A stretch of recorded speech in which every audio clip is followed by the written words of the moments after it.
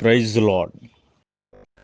మన ప్రభువును రక్షకుడునైన యేసుక్రీస్తు వారి పరిశుద్ధ నామంలో రివైవల్ సోల్స్ ఫర్ జీసస్ అనే ఈ వాట్సాప్ గ్రూప్లో ఒక కుటుంబంగా కట్టబడి దేవుని మాటలు వింటూ ప్రార్థనలు చేస్తూ పాటలు పాడుచు దేవుని నామాన్ని స్తుతిస్తున్న ప్రతి ఒక్కరికి కూడా నా హృదయపూర్వకమైన వందనాలు.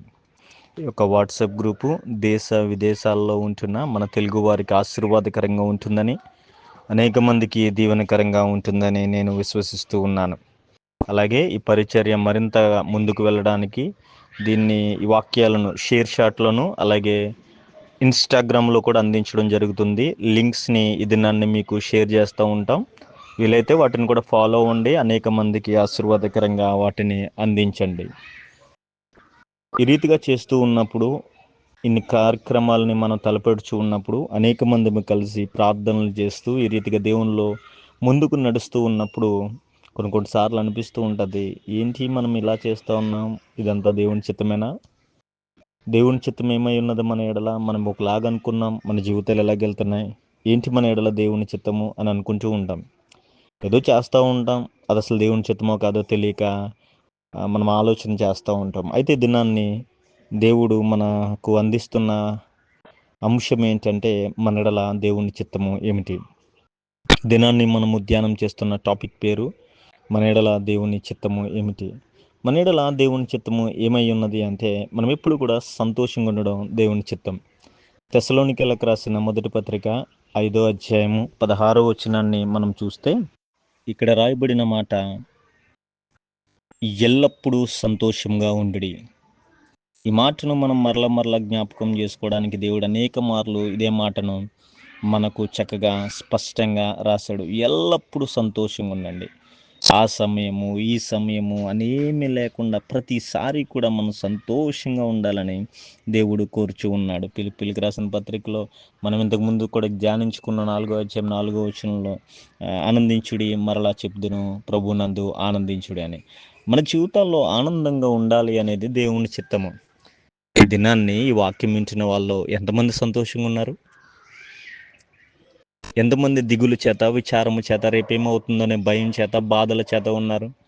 జ్ఞాపకం ఉంచుకోనండి, దేవుని చిత్తము మన ఎడల ఏంటంటే మనము ఎల్లప్పుడూ సంతోషంగా ఉండడం. ఇది దేవుడు మరలా చెప్తున్నాడు, ఆనందంగా ఉండండి, సంతోషంగా ఉండండి అని.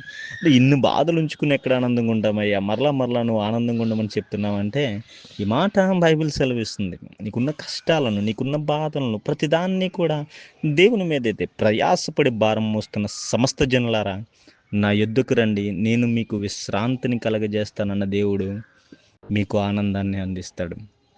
ఎందుకంటే ఈ మాటలు చెప్తున్నదల్లా కూడా ఆయనే. మన ఎడల దేవుని చిత్తము ఏమై ఉన్నది అంటే ఎల్లప్పుడూ సంతోషంగా ఉండడమే. నువ్వు సంతోషంగా ఉండాలి, నీ కుటుంబం సంతోషంగా ఉండాలి, నీ చుట్టూ ఉన్న ప్రజలు సంతోషంగా ఉండాలి, నీ చుట్టూ ఉన్న సమాజం అంతా సంతోషంగా ఉండాలి. ఆ సంతోషాన్ని అందించడానికి నువ్వు ప్రయత్నించాలి. అది దేవుని చిత్తముని ఎడల. ఒకవేళ ఆయన చిత్తము నేరక ఎప్పుడు కూడా ఏడుపులో ఉంటున్నావేమో, ఆమెను చిత్తము నేరక ఎప్పుడు దిగులుగా ఉంటున్నావేమో, ఆయన చిత్తము నేరక బాధల్లో ఉంటున్నావేమో, నీ ప్రయాస, నీ భారము, నీ సకల విధమైన దుఃఖములు ఆయన దగ్గరికి వస్తే మీ దుఃఖ దినములు సమాప్తమవుతాయి. ఈ వాట్సాప్ గ్రూప్లో ఉంటున్న ఎవరైనా కానీ ఇంకా దిగులుగా విచారంగా ఉంటే దేవుడు మీతో మాట్లాడుచున్నాడు. అది మీ ఎడల దేవుని చిత్తము కాదు. మీరు బాధపడడం, మీరు కష్టపడడం, మీరు వేదన చెందడం కాదు దేవుని చిత్తం. మీరు ఎల్లప్పుడూ కూడా సంతోషంగా ఉండడం దేవునికి ఇష్టము. అదే దేవుని చిత్తము. దేవుని చిత్తాన్ని మరిచి, దేవుని చిత్తానికి వ్యతిరేకంగా నువ్వు ఏడుస్తూ ఉంటే, నువ్వు బాధపడుతూ ఉంటే, నువ్వు కష్టపడుతూ ఉన్నానని భ్రమలో ఎంతసేపు దిగులుగా ఉంటే, ఈ మాటలు నీకోసమే. మన ఎడల దేవుని చిత్తం ఏమిటి అంటే, తెస్సలోనికీయులకు రాసిన పత్రిక 1వ అధ్యాయం 16వ వచనం చెప్తుంది, ఎల్లప్పుడూ సంతోషంగా ఉండడం దేవుని చిత్తం. రెండవదిగా మన ఎడల దేవుని చిత్తం ఏమిటి అని ఆలోచన చేస్తే, మనము ఎడతెగక ప్రార్థన చేయడం దేవుని చిత్తం. మాటను 17వ వచనాన్ని మనం చూస్తే, ఎడతెగక ప్రార్థన చేయడం.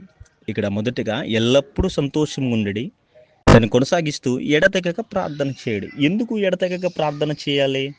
ఎందుకంటే ఎల్లప్పుడూ మనం సంతోషంగా ఉండాలంటే ఆ సంతోషాన్ని ఇచ్చేవాడు దేవుడే. మనము సంతోషంగా ఉండడం ఈ లోకంలో ఎవరికి ఇష్టంగా ఉండదు. ఎవరన్నా బాగుపడుతున్నారంటే అనేక మంది వారిని పాడు చేయాలని చూస్తారు. ఎవరైనా ఎదుగుతున్నారంటే వెనక్కి లాగడానికి చూస్తూ ఉంటారు. ప్రత్యేకించి మన భారతీయుల మీద ఒక స్టోరీ కూడా ఉంటుంది. ఇండియన్ క్రాబ్స్ అని ఒక అతను ఒక 2 బుట్టల్లో పీతలను పట్టుకెళ్తున్నాడంట. పీతలను పట్టుకెళ్తూ ఉన్నప్పుడు ఒక అతను అడిగాడంట, అయ్యో ఆ పీతలకు పైన మూతే లేదు, వెళ్ళిపోతాయి అని. వెంటనే ఆయన అన్నాడంట, ఆ పీతలకి మూతలేమి వేయక్కర్లొద్దు, ఎందుకనంటే అవి ఇండియన్ పీతలు అన్నాడంట. అదేంటి ఇండియన్ పీతలు అయితే మూతలు ఎక్కర్లొద్దు అంటే ఆయన అన్నాడంట, ఇవి ఇండియన్స్ మైండ్ సెట్తో ఉన్నాయి. ఏదైనా ఓ పీత పైకి వెళ్తే కిందకి లాగేస్తాయి, ఎవరైనా పైకి వెళ్తే ఇండియన్స్ అలాగే కిందకి లాగేస్తారు కనుక వీటికి మనం ఏమీ అడ్డు చెప్పకపోయినా పర్లేదు, ఎవరు ఎదగకుండా వాటికి అవే ఏవి బయటికి వెళ్ళకుండా వాటికి అవే ఆపేస్తాయని సరదాగా చెప్పబడిన ఒక మాట అయినప్పటికీ అనేక సార్లు ఇది కూడా నిజంగా ఉంటుంది. మన చుట్టూ ఉన్న వాళ్ళు, మన కుటుంబ సభ్యులు, మన ఇంటి పేరటోళ్ళు, లేదంటే మన ఫ్యామిలీ వాళ్ళే అనేక సార్లు మనం ఎదుగుచున్నామంటే వాళ్ళు అటు చెప్తూ ఉంటారు. మనం ఎదగడానికి వాళ్ళే ఆటంకంగా ఉంటారు. ఒకటి ఎదుగుదలను ఓర్చలేని వారు అనేకులు ఉంటారు. వారందరూ కూడా మనం ఎదగకుండా ఆపుతూ ఉంటారు. ఆ సమయంలో మనకు బాధ వస్తుంది, ఆ సమయంలో మనకు విచారం వస్తుంది, ఆ సమయంలో మనకు వేదన వస్తుంది. అరే నమ్ముకున్న వాళ్ళు మోసం చేస్తూ ఉన్నారు, నాకు ఈ సపోర్ట్ ఇస్తే నేను ఉన్నతంగా ఉందని అనేక సార్లు అనుకుంటూ ఉంటాం, కానీ ఎవరు సపోర్ట్ చేయరు. ఆ సమయంలో మనము గనక ప్రార్థన చేయగలిగితే నమ్మదగిన దేవుడు మనకి సహాయం చేస్తాడు.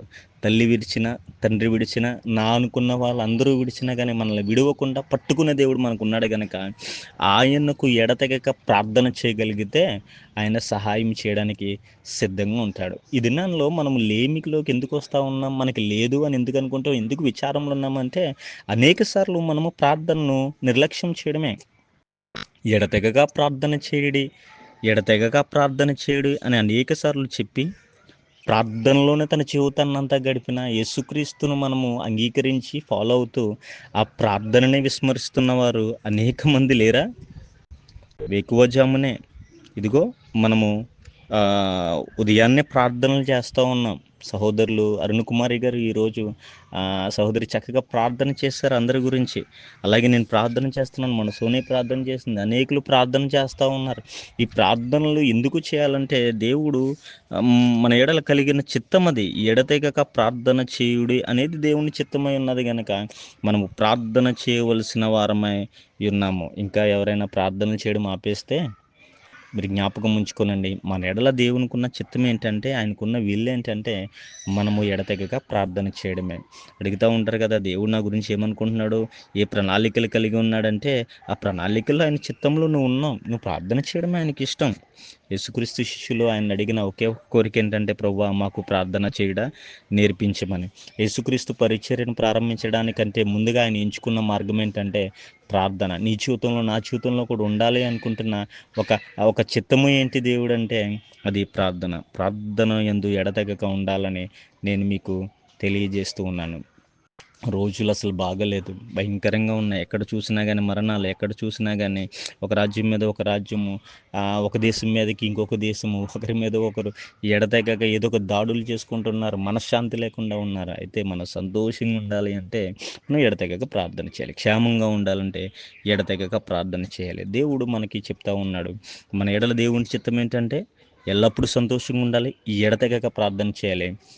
అలాగే మూడవ మాటను కూడా నేను చెప్పేస్తున్నాను. ఆ మూడవది తెస్సలోనికీయులకు రాసిన మొదటి పత్రిక 5:18 ఉంటుంది. ప్రతి విషయం నందు కృతజ్ఞతాస్తుతులు చెల్లించుడి, ఇలాగు చేయుట యేసుక్రీస్తునందు మీ విషయంలో దేవుని చిత్తము. ప్రతి విషయంలో కూడా కృతజ్ఞతాస్తుతులు చెల్లించాలి, థ్యాంక్స్ చెప్పాలి. Give thanks to the lord what he has made. ఆయన చేసిన అనేకమైన వాటి గురించి మనం థ్యాంక్స్ చెప్పాలి. చిన్నపిల్లలకి పుట్టినరోజుకి ఏదైనా తీసుకొచ్చి స్నాక్స్ ఇచ్చినా, గిఫ్ట్స్ ఇచ్చిన వాళ్ళు ఏం చెప్తారు, thank you uncle, thank you aunty, thank you అక్క, థ్యాంక్ యూ అన్నయ్య అంటారు. థ్యాంక్స్ అనేది మనము పిల్లలకి అనేక సార్లు నేర్పిస్తూ ఉంటాం. ఏదైనా తీసుకుంటే మనం థ్యాంక్స్ చెప్పాలి, కృతజ్ఞత కలిగి ఉండాలని. కానీ పెద్దవారం అయిపోయిన తర్వాత, అన్నీ తెలిసిన తర్వాత మనము థ్యాంక్స్ చెప్పాం. మనుషులకైతే చెప్పేవారుగా ఉంటున్నాం, కానీ అనేక విషయాల్లో దేవునికి థ్యాంక్స్ చెప్పేవాళ్ళుగా ఉండట్లేదు. అందుకనే దేవుడు చెప్తా ఉన్నాడు, ప్రతి విషయం ముందు మీరు కృతజ్ఞతాస్తుతులు చెల్లించండి. Give thanks to the lord. ఉదయాన్నే లేచిన తర్వాత, ప్రభువా కొత్త రోజు ఇచ్చావు, నీకు థ్యాంక్స్ ప్రభు అని. ఉద్యోగం ఇస్తే మంచి ఉద్యోగం ఇచ్చావు ప్రభు, థ్యాంక్స్ అని. బిడ్డలను ఆరోగ్యంగా ఉంచితే, బిడ్డల పరీక్షల్లో పాస్ అవుతూ ఉంటే, దూరదేశంలో మనం క్షేమంగా ఉంటూ ఉంటే, దూరదేశంలో ఉన్న మన కుటుంబాలు క్షేమంగా ఉంటే, ప్రతి విషయంలో కూడా థ్యాంక్స్ చెప్తూ ఉండాలి. దేవుడు దాన్ని ఆయన ఆయన ఎక్స్పెక్ట్ చేస్తూ ఉంటాడు. ఆయన అనేక సార్లు ఇలా చేయని వారిని కూడా కోప్పడినట్లుగా మనం యెషయా గ్రంథంలో ఆ మాట ఉంటుంది ఏంటంటే, ఆకాశం ఆలకించి భూమి సొగ్గము, నేను పిల్లలను పెంచి పెద్దవారిగా చేసి ఉన్నాను, వారు నా మీద తిరగబడి ఉన్నారని. అనేక కార్యములు చేసి పెంచి పెద్ద చేస్తే వారు తమ తండ్రి మీద తిరగబడినట్లుగా ఆయన కంప్లైంట్ చేసినట్లుగా మన జీవితాల్లో కూడా మనకి కంప్లైంట్ చేయకుండా ఉండాలంటే మనం కృతజ్ఞత కలిగి ఉండాలి. అనేక సార్లు మన కీర్తనలో చదువుతూ ఉంటాము, ఆయన చేసిన ఉపకారములలో దేనిని మరొకమని, అంతరంగములను సమస్తమా అని చెప్తూ ఉంటాం, పాడుతూ ఉంటాం అనేక సార్లు, నీవు చేసిన ఉపకారములకు నేనేమి చెల్లిందునని. కానీ అనేక సార్లు కృతజ్ఞతలు లేని జీవితాన్ని జీవిస్తూ ఉన్నామేమో. ఈ యొక్క సాయంకాల సమయంలో రివైవల్ సోల్స్ ఫర్ జీసస్ అనే ఈ యొక్క వాట్సాప్ గ్రూపులో ఉన్న ప్రతి చెల్లికి, ప్రతి అక్కకి, ప్రతి తమ్ముడికి, ప్రతి అన్నకి, సేవకులకి నేను దేవుని పక్షంగా నిలబడి చెప్తున్న మాట ఏంటంటే, మీ ఎడల దేవుని చిత్తము ఏమిటి అని ఆలోచన చేస్తే మీరు సంతోషంగా ఉండడం దేవుని చిత్తం, ఎడతెగక ప్రార్థన చేయడం దేవుని చిత్తం, కృతజ్ఞతాస్తుతులు చెల్లించుట దేవుని చిత్తం. మీరు బైబిల్ దగ్గర ఉన్నప్పుడు తెరిచి మరొకసారి మరలా చదువుకోండి. తెస్సలోనికైలకు రాసిన మొదటి పత్రిక 5వ అధ్యాయము 16, 17, 18 వచనాల్లో దేవుడు మన ఎడల కలిగిన చిత్తాన్ని ఆయన బయలుపరిచాడు.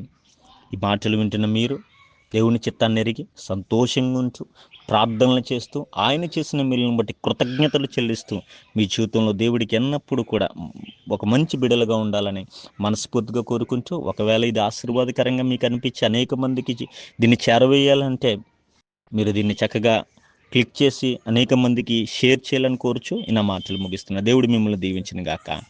ఆమేన్. ప్రార్థన చేద్దాం.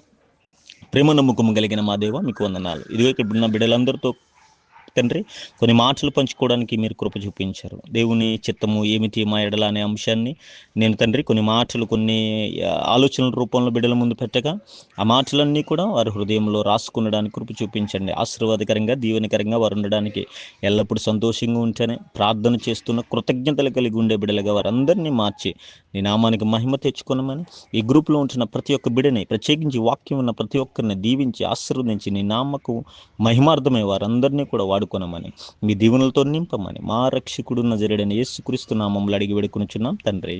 ఆమేన్. తండ్రి, కుమార, పరిశుద్ధాత్మ త్రియేక దేవుని దీవెన సదాకాలం మీకు తోడేనని గాక. ఆమేన్.